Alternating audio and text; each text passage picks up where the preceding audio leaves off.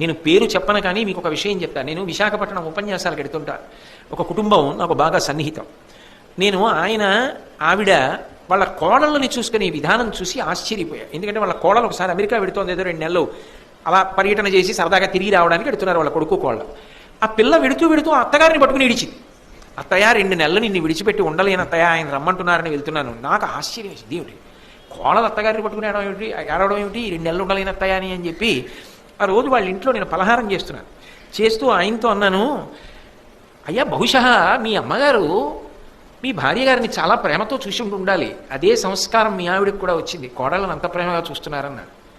ఆయన పలహారం చేస్తున్న ఆయన ఆపి, మా అమ్మ గురించి ఒక్క మాట వ్యతిరేకంగా మాట్లాడడం నాకు ఇష్టం లేదు కానీ కోటేశ్వరారు, మా అమ్మ చాలా బాధ పెట్టిందండి నా భార్యని, అయినా మా అమ్మ నాకు పూజనీయురాలు, నేను ఒక్క మాట మా అమ్మకి వ్యతిరేకంగా మాట్లాడను. నా భార్య ఎప్పుడూ ఒక మాట అనేది, నా కోడళ్ళు మాత్రం ఇలా బాధపడకూడదు, వాళ్ళని గుండెల్లో పెట్టుకు చూసుకుంటాననేది, అందుకే నా కోడళ్ళని మాత్రం నా భార్య ఒక్క విషయంలో కూడా బాధ పెట్టదండి అన్నాడు.